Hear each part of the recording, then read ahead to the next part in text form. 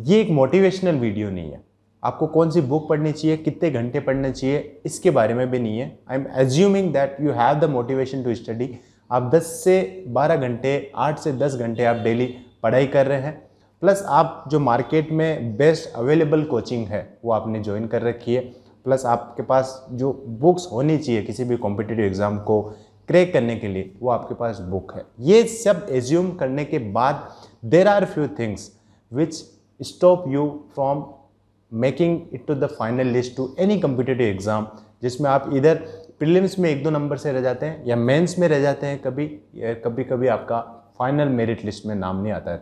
तो कौन सी वो चीज़ें हैं जो एक टॉपर को या एक सेलेक्टेड कैंडिडेट्स को अनसक्सेसफुल कैंडिडेट से सेपरेट करता है, इस वीडियो में डिस्कस करूंगा। Based on my experience there are few things which you must do और यू शुड डू, जो आपको फाइनल सेलेक्टेड कैंडिडेट की लिस्ट में आपका नाम दाखिला करवाएगी। इसलिए इस वीडियो को एंड तक देखना और बहुत ही प्रैक्टिकल चीज़ें, 3-4 चीज़ों के बारे में मैं डिस्कस करूंगा जो आपको हार्डवर्क नहीं, एक स्मार्ट वर्क सिखाएगी। हार्ड वर्क आप कर रहे हो, वैसे मैंने स्टार्टिंग में बोला यू हैव द मोटिवेशन, आप 8 से 10 घंटे आप पढ़ाई कर रहे हो, but still there are things which you are missing out. तो आप इस वीडियो में फाइंड आउट करो कि अगर वो चीज़ें आप नहीं कर रहे हो तो देर आर चांसेस कि आपको जो सफलता मिलनी चाहिए, कम टाइम में आपको सफलता मिलनी चाहिए, वो शायद नहीं मिलेगी, और मिलेगी तो ज़्यादा टाइम लगेगा, और ज़्यादा टाइम भी नहीं लगेगा, मिलेगी तो आपकी जो ओवरऑल रैंक है, जो कॉम्पिटिटिव एग्जाम जिसमें आप बैठ रहे हो उसमें आपकी रैंक थोड़ी लोअर साइड आपको देखने को मिलेगी। इसलिए इस वीडियो को एंड तक देखना, बहुत अच्छी चीज़ें मैं इस वीडियो में डिस्कस करने वाला हूँ, एंड जो भी मैं बताऊँगा वो practical based on my experience चीज़ें बताऊँगा। अब शुरू करते हैं। जो सबसे पहला पॉइंट है वो है टू मच रिसोर्सेज। आप किसी भी टॉपर की स्ट्रेटेजी देखेंगे, किसी भी सेलेक्टेड कैंडिडेट्स का आप इंटरव्यू देखेंगे, there is one common thing every toppers has to say, वो ये होता है कि आपको कम बुक्स ज़्यादा रिवीजन पे फोकस करना है। 1 बुक 5 रिवीजन आपकी फिलोसफी होनी चाहिए, नहीं कि 5 बुक्स 1 रिवीजन आपकी फिलोसफी होनी चाहिए। हमें क्या होता है, अब अभी मार्केट इतना ओपन हो चुका है, इतने सारी इन्फॉर्मेशन अवेलेबल है मार्केट में, इतने सारे टॉपर्स के इंटरव्यू है यूट्यूब पे अवेलेबल, कि हम एक टॉपर का इंटरव्यू देख लेते हैं, फिर दूसरे का देखते हैं, तीसरे का देखते हैं, तो उसमें कुछ कुछ बुक्स उनकी सेपरेट होती है।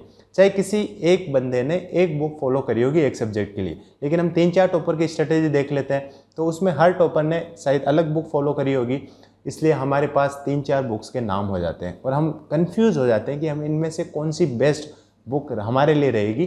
तो हम क्या करते हैं, चारों बुक्स हम उठा लाते हैं और सबको एक एक बार पढ़ने लग जाते हैं। And I think this is the biggest mistake many candidates make. उसमें होता क्या है, हम जब 4 बुक्स को एक एक बार पढ़ेंगे तो चारों बुक्स ही हमारी व्यर्थ है, मतलब वेस्ट है, कोई भी काम नहीं आया किसी भी बुक का कंटेंट। जब तक हम किसी चीज़ को मल्टीपल रिविजन्स नहीं देंगे, वो कंटेंट हमारे किसी भी काम का नहीं है। हमारा वो कंटेंट एक ओवरव्यू ही हमें हमेशा लगेगा, एग्ज़ाम में वो हमें याद नहीं आने वाला है। तो आप अगर ये मिस्टेक कर रहे हैं तो इमीडिएटली ये मिस्टेक आप बंद करें, मिनिमाइज करें अपने रिसोर्सेज को, जितना हो सके कम बुक्स को आप पढ़ें। और देखो, सिलेबस आपका जो है, किसी भी कॉम्पिटिटिव एग्जाम की तैयारी कर रहे हैं आप, जैसे फॉर एग्जांपल एसएससी में ले लूँ, तो उसमें हर सब्जेक्ट की 1 या 2 बुक से आपका कॉम्पिटिटिव एग्जाम निकल जाता है। और हम मल्टीपल बुक्स आती है मार्केट में, उसी सब्जेक्ट के आपके पास मार्केट में 10 बुक मिल जाएगी, लेकिन 10 बुक के पीछे आपको नहीं भागना है। सिलेक्टेड बुक्स को आप उठाओ, उन्हीं को मल्टीपल रिवीजन करो। आपका सिंपल फंडा होना चाहिए, एक बुक 5 रिवीजन, नहीं कि 5 बुक्स 1 रिवीजन, जो कि आपका वेस्ट ऑफ टाइम होगा, वेस्ट ऑफ एनर्जी होगा और आउटकम भी 0 आएगा। Now coming to the second point, let me explain this with a scenario. जब आप घर पे कोई क्वेश्चंस बुक आप सोल्व करते हो, प्रीवियस ईयर के क्वेश्चंस आप सोल्व करते हो, या किसी बुक के क्वेश्चंस आप अटेम्प्ट करते हो, तो आप इजीली चीज़ों को सोल्व कर लेते हो। मैथ्स का आप अगर कोई सोल्व कर रहे हो, कुछ क्वेश्चन सीरीज आप लगा रहे हो, तो इजीली आप चीज़ों को सोल्व कर लेते हो। बट जब एग्जाम हॉल में आप उन्हीं क्वेश्चंस को, सिमिलर क्वेश्चंस को आप अटेम्प्ट करते हो, तो आपके वहाँ पे या तो क्वेश्चंस गलत हो रहे होते हैं या आपको टाइम ज़्यादा लग रहा होता है। ये इसलिए होता है कि हमारी जो सबसे इम्पोर्टेंट चीज़ होती है कॉम्पिटिटिव एग्जाम की, वो चीज़ हमारे प्रिपरेशन के टाइम पे मिसिंग होती है, and that is mock test. आपको मॉक टेस्ट लगाने हैं। इसका कोई तोड़ नहीं है, इसका कोई सब्स्टिट्यूट नहीं है। Why I am saying this, because जो एग्ज़ाम प्रेशर है उसको हैंडल करना हमें मॉक टेस्ट सिखाता है। हम मॉक टेस्ट से बहुत ज़्यादा दूर भागते हैं, और मेरी प्रिपरेशन के टाइम मैंने फेस किया है कि जब हम शुरू में मॉक टेस्ट लगाते हैं और हम अच्छा स्कोर नहीं कर पाते हैं तो हमारी जो मोटिवेशन है वो थोड़ी सी कम हो जाती है और नेगेटिव थॉट्स हमारे आते हैं कि हम स्कोर नहीं कर पा रहे।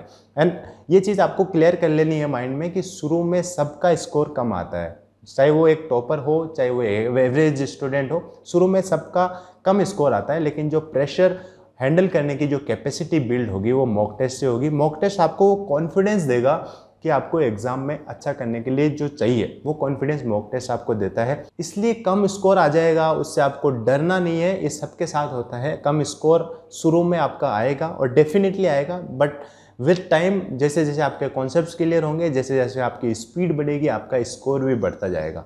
इसलिए always try to attempt mock.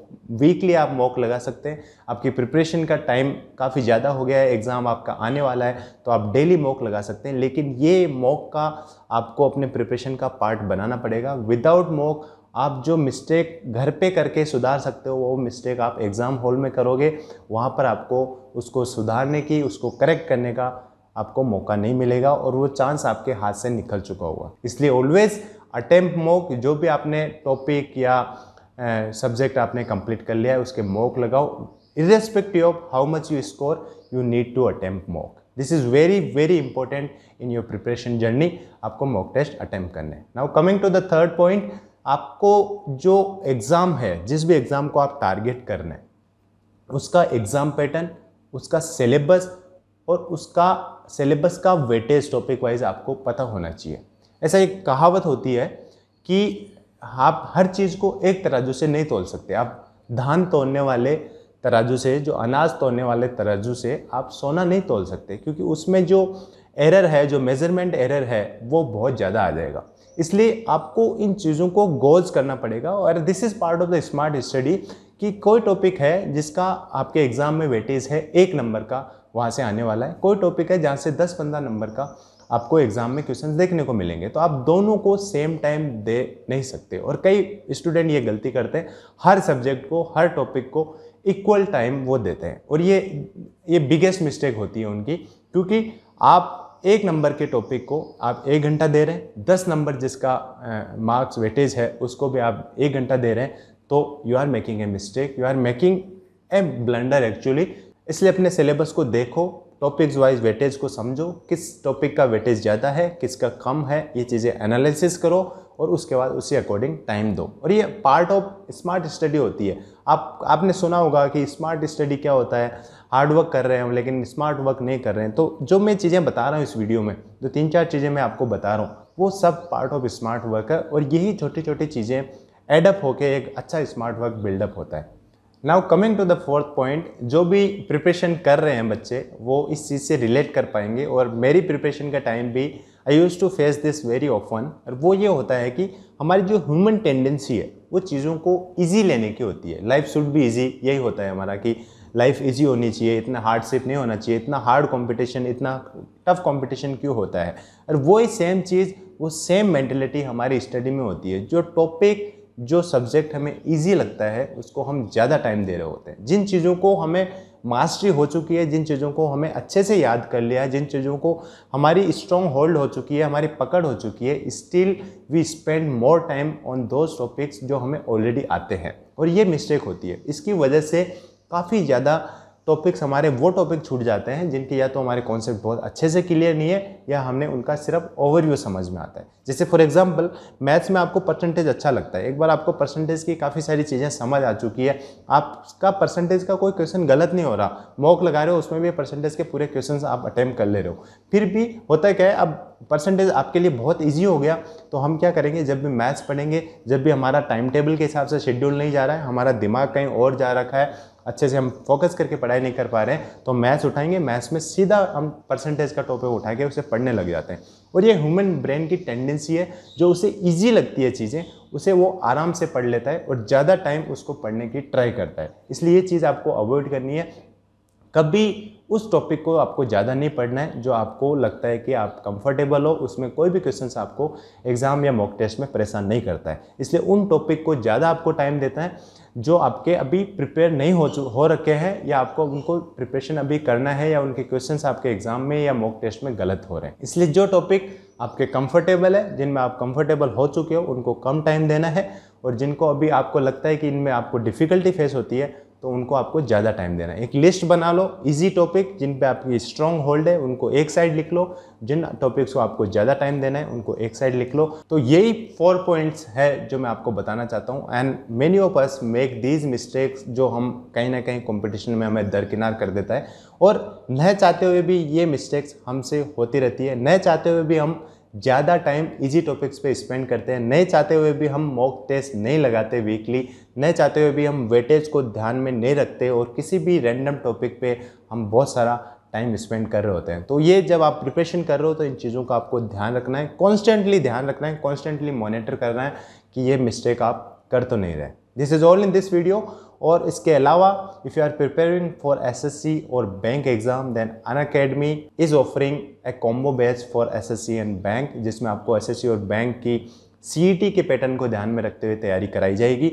आप ये ज्वाइन कर सकते हैं। अभी करंटली बहुत अच्छा डिस्काउंट ऑफर आपको अनअकैडमी पे मिल रहा है। आप घर बैठे अनअकैडमी के टॉप एजुकेटर से आप पढ़ाई कर सकते हैं, जिसमें कोई लैंग्वेज बैरियर आपको फेस करना नहीं पड़ेगा। लाइव क्विजेस, मॉक टेस्ट और स्टडी मटेरियल आपको प्रोवाइड कराया जाता है अनअकैडमी पे। जब आप अनअकैडमी का सब्सक्रिप्शन लोगे, कॉम्बो बैच आप परचेज करोगे, तो आप मेरा coupon code mister true tells use कर सकते हैं, जिसमें आपको 10% डिस्काउंट मिलेगा। इतना ही इस वीडियो में। आशा करता हूँ जो भी मैंने बताया है इस वीडियो में आपको हेल्प करेगा, और आप अपनी स्टडी और प्रिपरेशन में आप इसको इम्प्लीमेंट करेंगे।